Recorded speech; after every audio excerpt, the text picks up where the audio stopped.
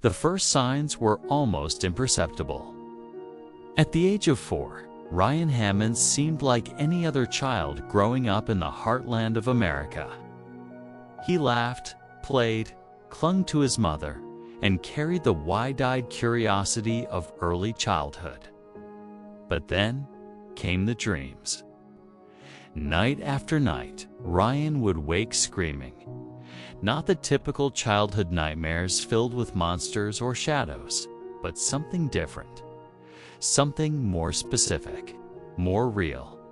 He'd shout about explosions, bright lights, and people he didn't know, or at least people his parents didn't.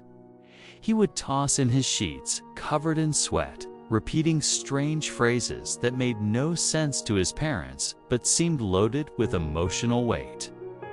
Action, a tot, can't breathe, my chest, it's crushing me. Tell the woman I'm sorry, I didn't mean to leave her behind. His mother, Cindy Hammons, was the first to sense that something about these dreams was wrong. They weren't imaginative fragments, they were memories. Too vivid, too detailed, too persistent.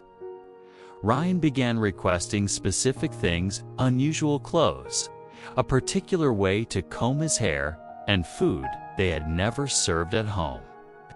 He seemed to crave a world he'd never been exposed to. One that didn't match his life in Oklahoma, but one he seemed to long for. Then came the names. One night, he whispered a word that would change everything. Marty? When his mother asked who Marty was, Ryan looked at her blankly, as if she should already know. Marty. That single name echoed in Cindy's thoughts for days. It was the first solid clue in a sea of confusion, and it stirred something deep inside her, a mother's intuition that this wasn't just make-believe. So she did what any parent desperate for answers might do. She searched. Cindy began writing down everything Ryan said, every phrase, every image, every strange behavior. She scoured the internet late at night, trying to match her son's fragmented memories with something, anything in the real world. Ryan began to speak more clearly about what he called his other life. He told his mother about Hollywood, about movie sets and people he used to work with. He described a tall building with a big sign, a street lined with palm trees, and how he once had 3 sons, all of them grown now. He even said he missed the old days and wished he could call his agent. Cindy, growing more curious and more disturbed, turned to books and resources on reincarnation. It was all new territory for her. She wasn't spiritual, she wasn't a believer in the supernatural, but this was her son. And she couldn't ignore what was happening. Then came the moment that changed everything. One afternoon, while flipping through an old Hollywood picture book, Ryan stopped cold. His tiny finger landed on a black and white photo from the 1930s. A scene from a classic movie. The background, a man was caught mid-action. Not the star, not the focus, just an extra. Ryan pointed to the man and said, with absolute certainty, "That's me. That's who I was." Cindy felt her breath catch. "How do you know?" "I just do," he replied. "That was my name, Marty Martin." It was the first time he had spoken the full name. And this time, he didn't say it as if he were talking about someone else. He said it like he remembered being him. The name Marty Martin meant nothing to Cindy at first. To her, it sounded made up, like a name a child would invent for a superhero or imaginary friend. But Ryan's conviction shook her. There was no hesitation, no doubt in his tone. So, once again, she searched. It wasn't easy. Marty Martin wasn't a household name. He had never been a star, never led a film, but eventually she found a brief mention in an old obituary from 1964. Marty Martin had been a Hollywood extra in the 1930s, who later became a powerful talent agent. He had lived a full life in Los Angeles, had indeed married and had a daughter, and had passed away over 4 decades before Ryan was even born. The coincidences were chilling. Ryan said he had danced on Broadway. Martin had started as a dancer in New York. Ryan described owning a big house with a swimming pool. Martin had lived in a mansion in Beverly Hills. Ryan mentioned frequent travels to Paris. Martin had done extensive work abroad with international clients. Piece by piece, Ryan's memories aligned with a life that had already been lived and forgotten by most. But Ryan wasn't just naming places or people. He was grieving them. He cried over a woman he claimed had been his wife, though he didn't remember her name. He spoke of a daughter he missed deeply, though he couldn't understand why she wouldn't visit him anymore. He said things like, "I thought I would come back to the same family. I didn't mean to leave them." These weren't the words of a child playing pretend. They were the emotional echoes of someone who had lost a life and was mourning it. And more than once, Ryan said he didn't want to be Ryan. "I want to go back. I'm not supposed to be here." Cindy's heart broke. How could her little boy carry such sorrow from a world he never lived in? Or had he? As the strange details mounted, Cindy realized she could no longer handle this alone. She reached out to someone whose life had been devoted to unraveling such mysteries, Dr. Jim Tucker, a child psychiatrist at the University of Virginia who had spent years studying young children who claimed to remember past lives. Dr. Tucker was no sensationalist. His work was grounded in science, his methods cautious and exacting. When he heard Ryan's case, he was intrigued but skeptical. That changed once he reviewed the evidence. Tucker interviewed Ryan in person and studied the notes and recordings Cindy had meticulously collected. He documented over 50 specific memories that Ryan had shared, many of which corresponded with the life of Marty Martin. Despite the information being obscure, undocumented online, or buried in out-of-print archives. Among the most striking, Ryan said Marty had died when he was 61.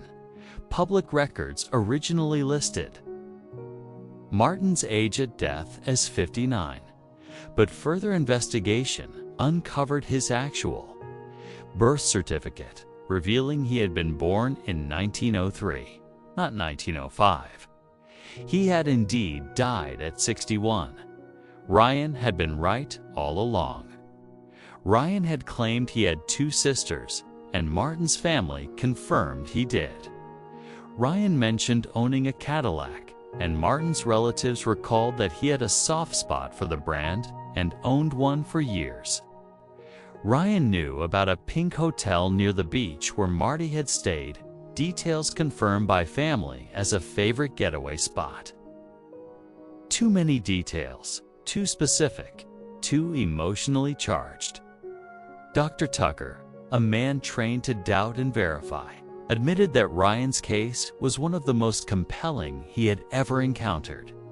The data didn't just hint at a connection, it mapped a life. But what truly haunted Tucker wasn't the facts. It was the feeling. The unmistakable grief Ryan carried, the sense of loss he bore in his eyes when he spoke of that other world. As if somewhere deep inside his fragile 4-year-old body, an older man still lingered, watching the present with the memory of a life already lived. Despite the growing evidence, Ryan's reality remained split. He was a boy living in Oklahoma with a loving mother a familiar bedroom, and toys scattered on the floor. But part of him still longed for the glittering world of old Hollywood, for the life of Marty Martin, a man whose world had faded long before Ryan took his first breath. He would often look out the window in silence, sighing, "I miss my other home," or whisper, "They don't know where I am." At night, he sometimes cried, asking why his Hollywood wife had not come to find him. Cindy tried everything she could to help him process it. She showed him photographs, encouraged him to talk, and even contacted surviving relatives of Marty Martin. Most were stunned, some skeptical, but others couldn't deny how eerily accurate Ryan's memories were. One of Marty's daughters, who had initially refused to meet Ryan, broke down in tears after hearing how he described the house she grew up in, a house that no longer existed, but that Ryan detailed with perfect clarity. Still, the weight of 2 lives was too heavy for such a small soul. As he grew older, something began to change. The dreams became less frequent. The memories, once vivid, began to fade like old photographs left in the sun. One day, Ryan woke up and told his mother, "I think the other man went away." The grief didn't vanish entirely, but it dulled. Ryan began to settle more fully into his present life as a boy, not a memory. And yet, something of Marty remained. A softness in his voice when he spoke about the past, a flicker in his eyes when he saw black and white movies, a kind of oldness in his soul that couldn't be explained by age. Ryan Hammons eventually stopped speaking of his past life. The images that once consumed him, the lights of Los Angeles, the feeling of being someone else, dissolved like morning fog under the sun. But for those who followed his story, the questions only deepened. Was Ryan truly the reincarnation of Marty Martin? Or had he, through some unknown phenomenon, accessed another man's memories? Could consciousness really transcend the veil of death and find its way back into a child's mind? Science offered no final answers. Dr. Jim Tucker, who documented Ryan's case in his published research, remained cautiously convinced. These children are not making these stories up. They speak with emotion, with grief, with memories that don't belong to them, but live inside them. Ryan's case stood out, not just because of the specificity of his memories, but because of the emotional truth behind them. His sadness, his confusion, his longing. It wasn't performance. It was a kind of haunting.